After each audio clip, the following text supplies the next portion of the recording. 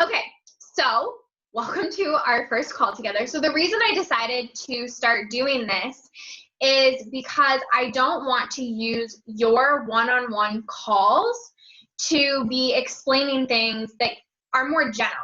That way your one-on-one calls can be very much focused towards you and your specific needs. That being said, if you have questions that come up, and if there's anything that you want to talk about during this time, that's totally fine, because there might be questions that multiple people have. But I just wanted you to know that that's my goal for these calls, for these weekly calls. That's why I'm not making them mandatory, obviously. That's why I want to make sure that it's general topics. So, but yeah, I just kind of wanted to give you guys an explanation of what made me decide to start doing this, because it just makes sense for you guys to have more personalized time, that I'm not just explaining stuff that I could easily explain that you could watch later, or you could just jump on now. Okay, so that being said, today I would like to talk about progression overload, okay? And so basically, what this means is that as you are doing a workout, and if you've done a workout program in the past, whether it's a free one on Pinterest or you've worked with a coach before, you'll probably notice that you're doing the same movements weeks in a row. And the reason for that is so that your body is adjusting to those specific moves and building muscle. And muscle burns fat. So it's important to build muscle. And I know that I think that this is getting a little bit less popular, but I know that a lot of women are afraid to build muscle because they're afraid that they're going to get bulky. They're afraid that they're going to have too much muscle and they're going to look manly. And so a lot of women are afraid to lift weights. Luckily, none of you guys are, but to just kind of give you an understanding of why weights are important is because, I mean, there's lots of reasons, but one of the reasons is because the more muscle you have, the more your body is able to burn fat, which obviously we want. It helps with your metabolism and everything like that. So the more you can continue to be building muscle inside your body, the more that you can continue to burn the fat. So the reason we want progressive overload is so that your body doesn't get used to a certain amount of weight. It doesn't get used to a certain number of reps, and you're continually growing, okay? Hopefully that makes sense. So there's a couple different ways to look at progressive overload, and one of the ways is by number of reps. So maybe you are keeping, let's use bicep curls as just an example. So that's the example that I'll use throughout here. So let's say week after week, you're doing bicep curls. And the first week you start with 5-pound dumbbells and you're doing 10 bicep curls with 5-pound dumbbells, okay? So then, and that, it feels challenging, but you're able to finish the 10 reps, okay? And then the next week, you say, okay, last week I did 5 pounds, I'm just gonna do 5 pounds again. So you do it again. The next week, you do 5 pounds, 10 reps again. Well, your body is just getting used to that, so it's not progressing. It's not continuously building muscle on top of the muscle, and it's not, so to build muscle, your body makes little tears in your muscles, and when you repair it, that's what continues to build it. Well, that's not going to keep happening if you're not challenging that particular muscle. So if week 1 you do 10 reps with 5 pounds, and then week 2 you challenge yourself to go up 2 pounds in weight. So now you're doing 10 reps, but you're doing 7 pounds. And maybe it's a little bit more challenging, but you surprise yourself and you're like, wow, I can actually do all 10 reps. So then the next week you go and you say, I'm gonna try 10. I'm gonna try to do 10 pounds. 10 reps, 10 pounds. So you move up to the 10 pounds and you do them, and let's say you only get 8 reps. And by the 8th rep, you're like, I cannot keep my form in the right way without, I can't keep good form and do another rep. That's what I'm trying to say. So then, okay, you're done. You're not going to get to the 10th rep, but that's okay because you're challenging your body. So another way to look at it is, so the first week you're doing 5 pounds with 10 reps. And the next week you say, you know, I think I really want to stick with these 5 pounds, but I'm going to try to do 2 extra reps, 5 extra reps, whatever that is. And if you can start getting in the mindset that you can do it, I think you'll start surprising yourself, because I think sometimes what happens is we get in our head and we think, oh my gosh, like this seems too hard. I only did 5 pounds last week for 10 reps. There's no way I could do more.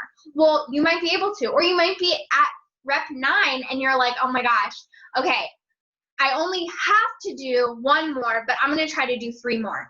And then you're like, you do it and you're shocked and you're happy and you're like, oh my gosh, I actually can do it. And so if you can continue to challenge yourself, you'll continue to surprise yourself, and that's what your body needs, because it'll keep you progressing, but it will also keep you challenging yourself, and it'll keep you out of a plateau, which is essentially what we're looking for, okay? So those are the 2 most basic and the easiest ways to make sure that you are progressing. You can also do both.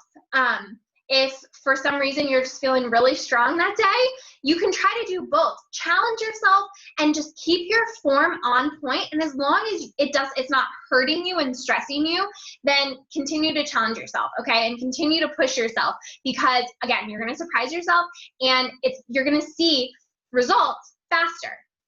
And my goal for all of you guys is to make sure that you are not hitting a plateau. So this is kind of a separate topic, but I want to make sure that I address it because I don't want to confuse you guys, okay? So moving away from progressive overload, I want to talk a little bit about plateaus. And this is something that we can talk about both of these in more detail.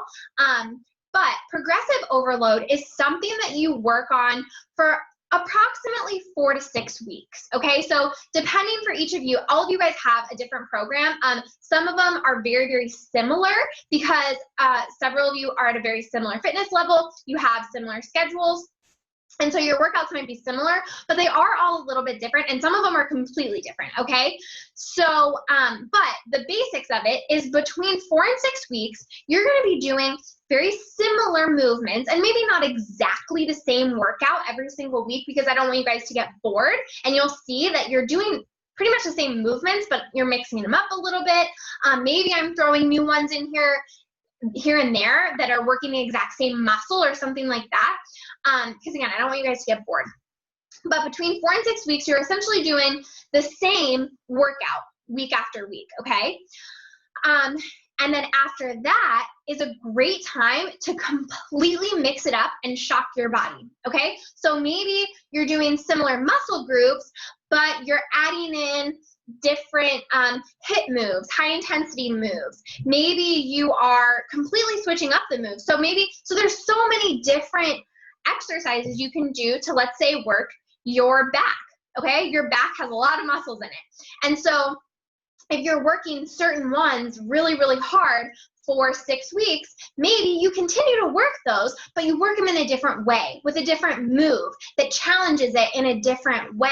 And that is how you stay out of a plateau. So progressive overload is very important, but it's also important to stay out of a plateau. And most of you guys are doing a 12-week program with me right now. So let's say for the next 12 weeks, I give you, okay, let's say you guys are all a little bit different, but let's say you have 4 workouts per week, okay? So let's say for 12 weeks, I give you 4 workouts per week, and I say, okay, do these workouts every single week, and each week try to either increase your reps or increase your weight. Well, what's gonna happen is you're gonna get to week 6, 7, 8, 9, and your body is gonna be like, okay, we've been doing this for a while now, it must just be normal. So your body is gonna look at it as something that it's just supposed to do. So it's almost gonna look at it as like easier. And I'm kind of dumbing it down a little bit to make it simplified, so I'm not going on this call with you guys for like an hour and a half. I don't want to take that much of your time. But you have to trick your body sometimes into wanting to build different types of muscle, different muscles, different places in your body, and things like that.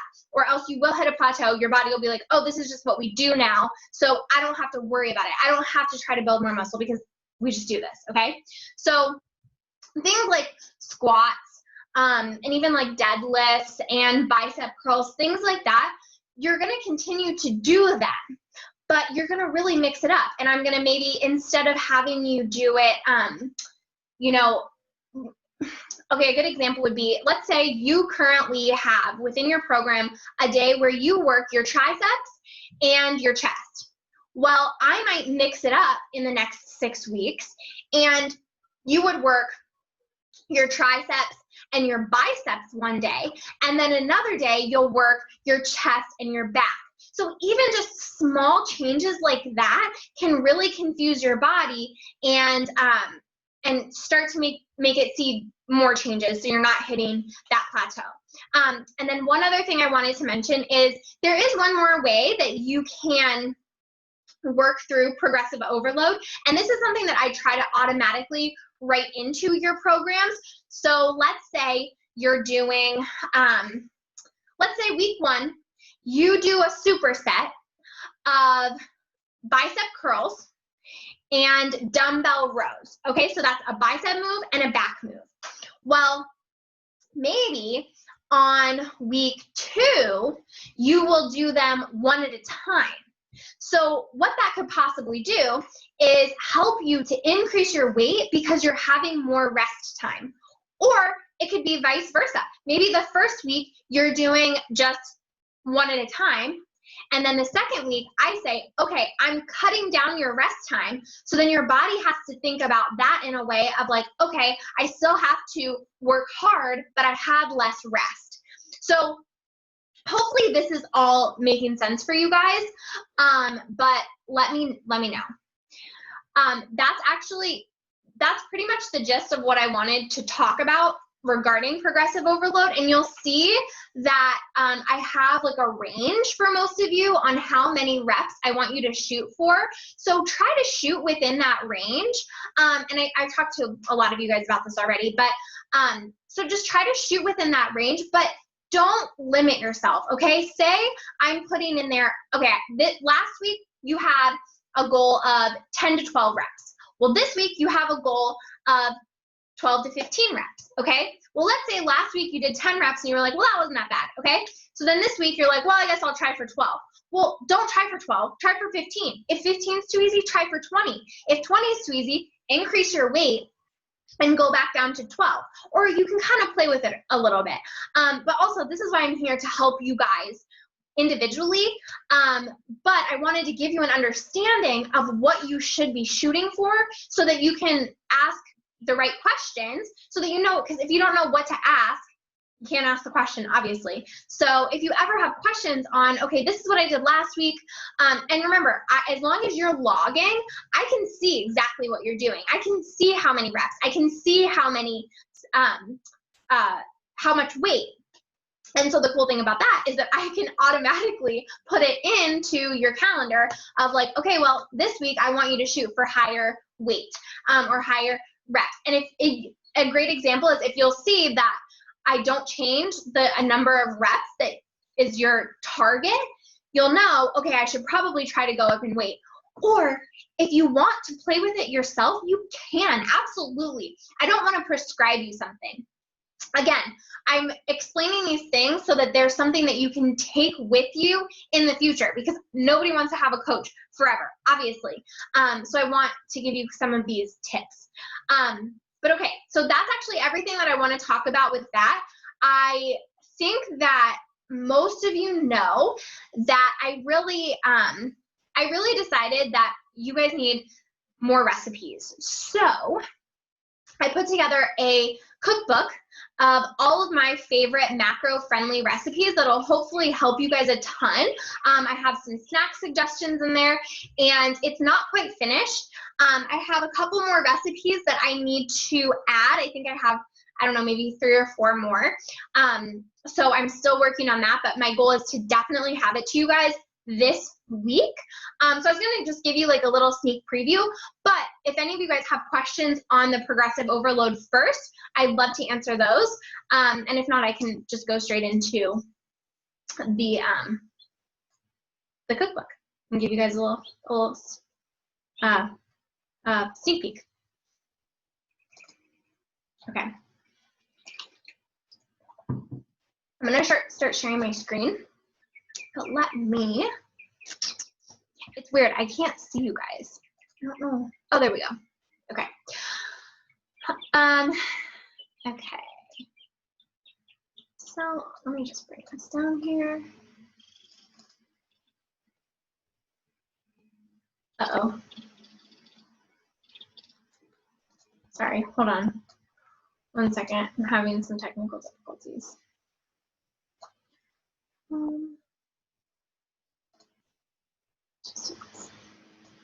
Okay.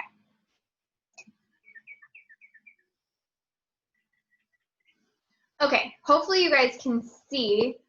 Hopefully, are you seeing a picture that says eat like me? Okay. All right, so I'm just gonna like go through it really, really quickly, but I just kind of wanted to give you guys an idea and make you a little bit excited. So I have a ton of recipes in here and a lot of notes for you, because this is something that I also want you guys to have moving forward, that you can keep with you when you need to kind of go back. And I don't know why they're starting really blurry. I promise they're not blurry. When you need to go back, when we're not working together anymore, and you need to kind of a refresher and a reminder of, okay, what do I need to think about when it comes to macros? Or maybe you're at the point where you don't have to necessarily track your macros all the time, but it'll be a good refresher to just kind of help you stay on track, even when you're not counting your macros. So, sorry, I think it's my internet. It's just really slow right now. That's why it's going so slow, and that's why these are looking so blurry. But I've got everything you can imagine. So I've got breakfasts, lunches, dinners, and I have tips on, you know, okay, say you need more proteins, or say you need less carbs. So I have like a tip section in the beginning that kind of says like, okay, you can always substitute this for this. You can always add more protein to something just because I'm suggesting something. I'm trying to kind of go pretty basic, but all of these recipes, I try to make them super tasty, but also very simple, so that you can very easily manipulate them to have more veggies, less protein, less carbs, more fats, or whatever, you know what I mean? So hopefully that makes sense. So I don't think there's any recipes in here that you can't super easily add or subtract an amount of ingredients and still have the exact same result. Because that was the other thing that I really feel like is missing from this industry sometimes, is that sometimes the recipes can be very complicated, and it's confusing because you're like, well, if I substitute this, is it still going to taste right? So I try to make sure that that is going to be clear for you guys.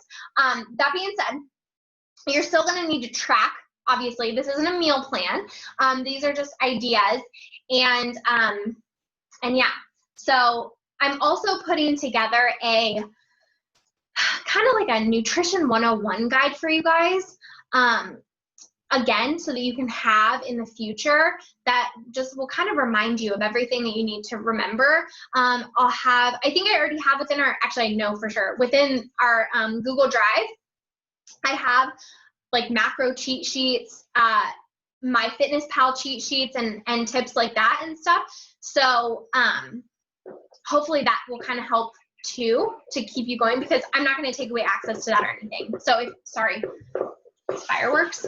But so if you ever need to recalculate your macros or anything like that, but as long as we're working together, I will help you recalculate your macros, and I'll make sure that at the end, you're all set to keep going too, obviously. So anyways, do you guys have any questions? If not, I can let you guys go. I want to try to make these quick because I don't want to take a ton of your time. But yeah. No questions? Well, thank you guys for hopping on. Again, this is recorded, so I'll send out the link or the recording if you guys need to go back and see anything. And My goal is to have this cookbook done tomorrow, and I'm going to proofread it on Saturday, and then I will distribute it Saturday or Sunday. I want to have it, I really want to have it to you guys by Saturday, because I know that some of you guys like to plan on the weekends. But I need to proofread it because I haven't proofread any of it yet. So, but okay, thank you guys so much for hopping on. Let me know, Mariah and I were talking at the beginning of this call about the timing, and for me, this is working really well right now, but I know 8 o'clock is a weird time for some people, for those of you that are in the East Coast, which a lot of you guys are. So let me know if it's just never gonna work, or if you really wanna make sure you can make it onto these, and we can make adjustments as needed. But anyways, okay, I hope you guys have a wonderful rest of your week. Have an awesome weekend, and thanks again. Bye, guys.